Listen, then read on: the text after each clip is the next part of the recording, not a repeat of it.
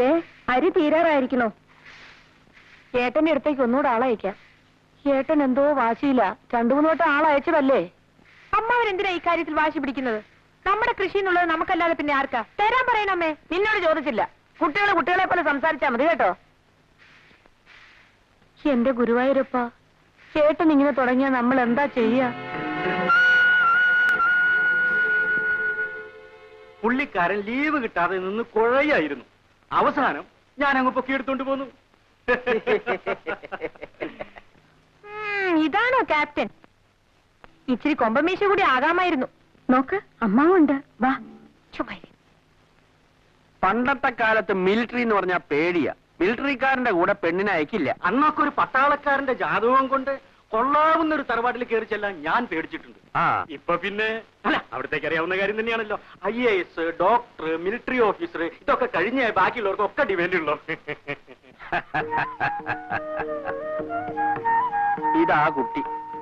ഈ ഒരു കല്യാണവും കൂടി അങ്ങ് നടന്നാൽ ഇവിടത്തേക്ക് ഇനി മരുമോളുകെട്ടിയായിട്ട് വേറെ ആരുമില്ല. എന്താ? അതെ. ഞാനിപ്പോ വരാം.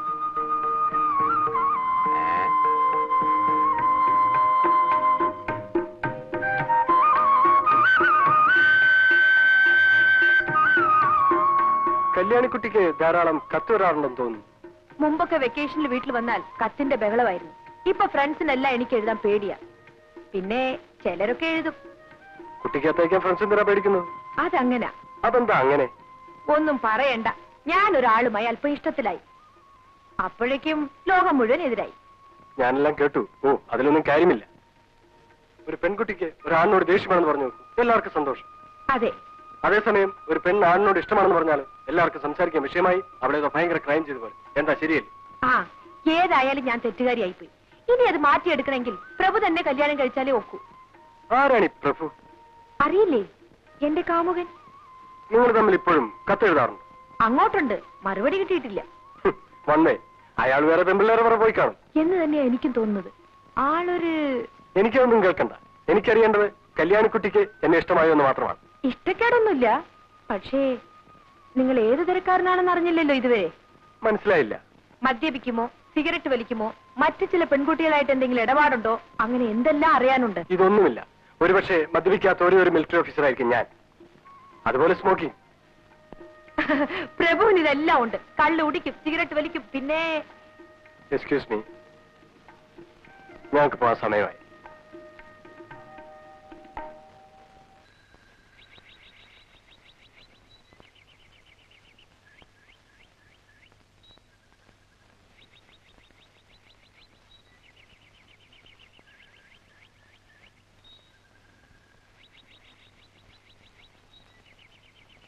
ഇനി ആരും ഈ കാര്യവും പറഞ്ഞ് എന്നെ ബുദ്ധിമുട്ടിക്കാൻ നിൽക്കണ്ട.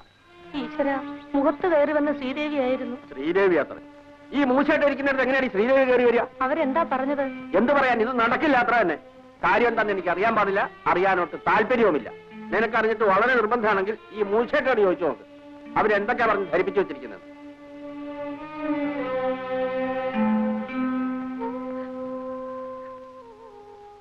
എന്റെ കഴുത്തിൽ താലി കണ്ടിട്ട് കണ്ണടയ്ക്കാൻ എനിക്ക് പറ്റില്ലേ മോളെ? അമ്മേ, ഞാൻ രോഗി. എന്റെ ആയുസ് തീരുകയാണ്. നിന്നെ ഞാൻ ആരുടെ കയ്യിൽ ഏൽപ്പിച്ചിട്ട് പോകും? ലക്ഷ്മിയെയോ? അമ്മ വെറുതെ പരിഭ്രമിക്കാതിരിക്കൂ. അതിന് തക്കവണ്ണം ഇവിടെ ഒന്നും ഉണ്ടായില്ലല്ലോ, ഇല്ലേ? അമ്മേ, എനിക്ക് മിലിറ്ററിക്കാരനെ കല്യാണം കഴിക്കാൻ ഇഷ്ടമല്ലമ്മേ. അതെന്താ? അല്ലെങ്കിൽ ഈ തറവാട്ടിന് എന്തോ ശാപം കിട്ടിയിട്ടുണ്ട്. ഈ തറവാട്ടിലെ പെണ്ണുങ്ങൾക്കൊന്നും ഭർത്താക്കന്മാർ വാഴൂല. അമ്മയ്ക്ക് എന്നെ കിട്ടി, അച്ഛൻ മരിച്ചുപോയി. ലക്ഷ്മിയടുത്തേക്കാണെങ്കിലോ അങ്ങനെ ഒരു ബന്ധമേ ഉണ്ടായില്ല. പിന്നെ വല്ല യുദ്ധവും വന്ന് എന്റെ മിലിറ്ററിക്കാരൻ ഭർത്താവ് അങ്ങ് മരിച്ചുപോയാലോ? പിന്നെ പിന്നെ അമ്മ വെറുതെ വിഷമിക്കാതിരിക്കും. അമ്മ ഒന്ന് കിടക്കും. വരൂ അമ്മേ, വാ.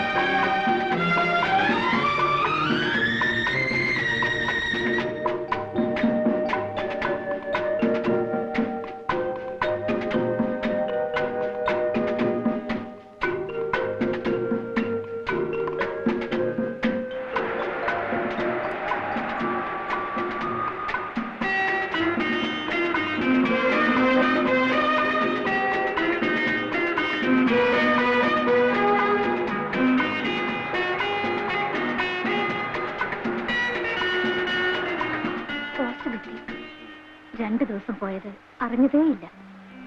It was so nice.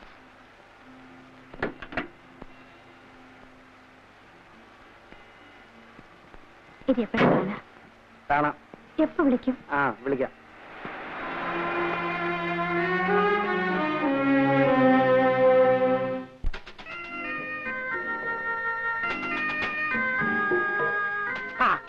കുഞ്ഞു വന്നോ?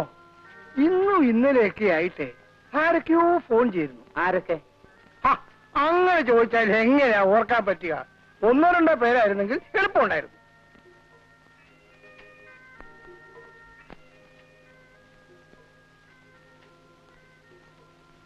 ഹോട്ടൽ ബില്ലായിരിക്കും. ഇപ്പൊ ഓർമ്മിച്ച നന്നായി. ഇന്ന് തന്നെ ചെയ്യുമ്പോൾ അയച്ചേക്കാം.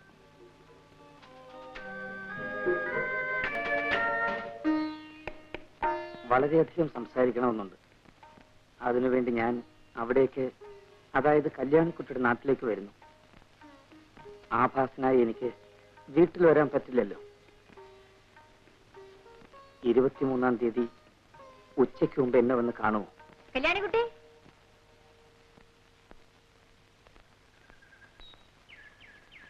എന്താ ഭവാനി?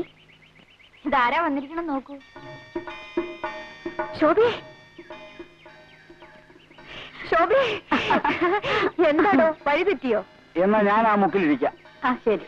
വേറെ എവിടേക്കോ ആണെന്ന് പറഞ്ഞിട്ടാ പോന്നിരിക്കുന്നത്. അത് കണ്ടറിയാം.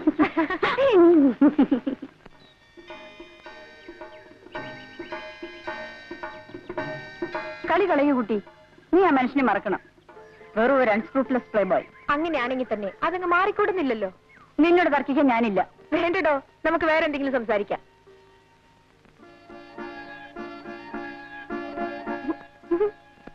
നിന്റെ ഗുണത്തിന് വേണ്ടിയിട്ടാണ് പറയുന്നത്.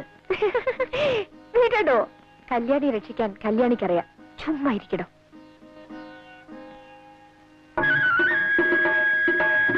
ശോഭേ,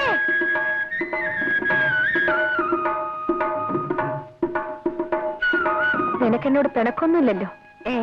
ഞാൻ പോട്ടെ.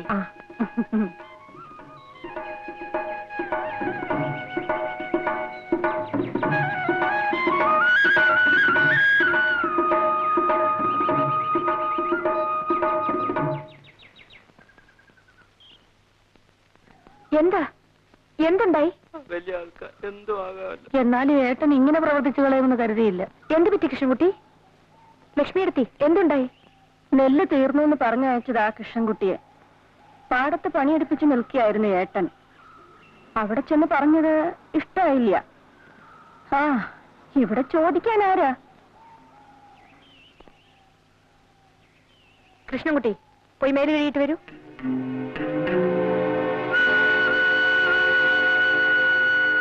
അമ്മാവാജിമാവൊന്നും നീ വിളിക്കണ്ട. വന്ന കാര്യം പറഞ്ഞു തൊളിച്ചങ്ങൾ പൊക്കോ. കാര്യം പറയുന്നതിന് മുമ്പ് അമ്മാവൻ ഇങ്ങനെ ദേഷ്യപ്പെടുന്ന എന്തിനാ? നെല്ലിന്റെ കാര്യം ചോദിക്കാനായിരിക്കും. അതുകൊണ്ട് എന്നാ കേട്ടോളൂ. എനിക്ക് ഇഷ്ടമാണെന്ന് വെച്ചാൽ കൊടുത്തയക്കും, ഇല്ല വെച്ചാൽ കൊടുത്തയക്കില്ല. കേട്ടല്ലോ പറഞ്ഞത്. ഇനി എന്താ? ആ ചെക്കനെ തല്ലിയ കാര്യമായിരിക്കും. വെറുതെ അങ്ങനെ തല്ലാനേ. അമ്മാവന്റെ ചോറുണ്ടിട്ടല്ലോ അവൻ വളർന്നത്. നീ വഴക്കിടാൻ വന്നേക്കാണോ? വഴക്കുണ്ടാക്കാൻ വന്നതല്ല.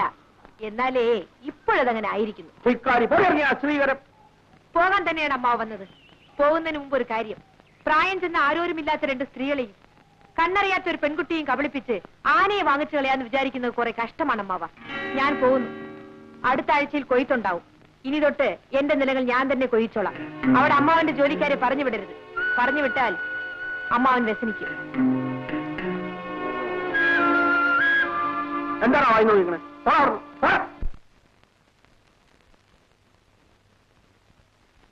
ശോഭേ, ഇവളെവിടെ പോയി കിടക്കുക?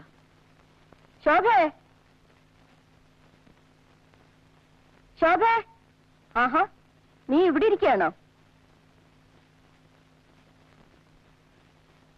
ഈ വിളിച്ച് വിളിയൊക്കെ കേട്ടിട്ട് നീ ഇവിടെ ഇരിക്കുകയാണല്ലേ? ദേ അച്ഛൻ വിളിക്കണോ? അച്ഛന് വെറുതെ ചുണ്ട് പിടിപ്പിക്കണ്ട മോളെ. അച്ഛന്റെ സ്വഭാവം നിനക്കറിയില്ലേ? മോളുടെ സ്വഭാവം അച്ഛനും അറിയില്ലേ? അങ്ങനെ ഇപ്പൊ ധൃതി പിടിച്ച് ആരും കല്യാണം ഉണ്ടാക്കണ്ട. കല്യാണം വേണ്ടപ്പം ഞാൻ പറഞ്ഞോളാം. അച്ഛനത് സമ്മതിക്കില്ല കുട്ടി. എന്നെ മേലോട്ട് പഠിപ്പിക്കാൻ വിഷമമുണ്ടെങ്കിൽ അച്ഛനൊന്ന് പറയട്ടെ. ഞാൻ വല്ല സ്കോളർഷിപ്പും വാങ്ങി പഠിച്ചോളാം.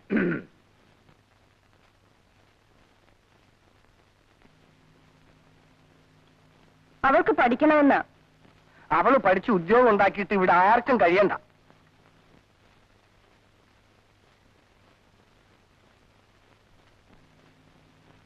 ഓരോന്ന് കാണുകയും കേൾക്കുകയും ഒക്കെ കൂടി ചെയ്യുമ്പോ എനിക്ക് പേടി തോന്നുക കുട്ടി. ലക്ഷ്മി അടുത്തൊന്നും ഉണ്ടായിരിക്കും. എന്തിനാ പേടിക്കുന്നത്? നീ അയാളെ കാണാൻ കൂടി പോന്നെന്ന് കേട്ടാൽ അമ്മ എന്തിനാ അത് കേൾക്കുന്നത്? ഇവിടെ നിന്ന് ആരും ഒന്നിനും അനങ്ങൂല. എല്ലാത്തിനും ഞാൻ തന്നെ പോണം. എന്നാലും എന്നെ നോക്കാൻ എനിക്കറിയില്ല ലക്ഷ്മി അടുത്തി.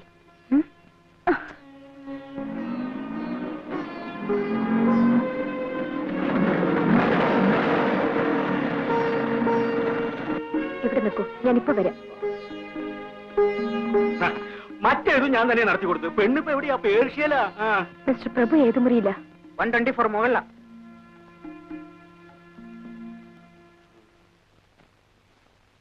നല്ലൊരു തറവാട്ടില്ല. പറഞ്ഞിട്ട് എന്താ കാര്യം? ഇക്കാര്യം പുറത്തു പറഞ്ഞാൽ നാട്ടുകാർ പറഞ്ഞവരെ തല്ലും. നടക്കട്ടെ. ആ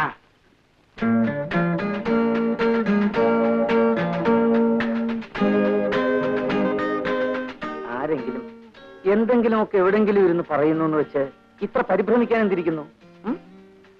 ഇരിക്കുന്നു. ഇത് കൊള്ളാം.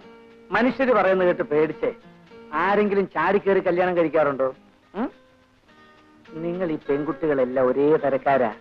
എപ്പോ നോക്കിയാലും വിവാഹം വിവാഹം ഒരു ചിന്തയേ ഉള്ളൂ. ഈ മറുപടി അല്ല ഞാൻ പ്രതീക്ഷിച്ചത്. നീ എന്റേതല്ലേ? അല്ല എന്നെനിക്കിപ്പോ തോന്നിപ്പോന്നു. ആണെന്ന് ഇതേവരെ പറഞ്ഞിട്ടില്ലല്ലോ, ഇപ്പോഴും പറയുന്നില്ലല്ലോ. വെറുതെ എന്തെല്ലാം കഥകൾ കേട്ടു മോളെ. അതിലൊരെണ്ണം സത്യമായി പോയാൽ കൂടി ഇനിയിപ്പോ അയ്യോ. കമോൺ, ചീറപ്പ് കല്യാണിക്കുട്ടി. വിടാൻ. വിടില്ല. എന്റെ ദേഹത്തുനിന്ന് കൈയെടുക്കാൻ.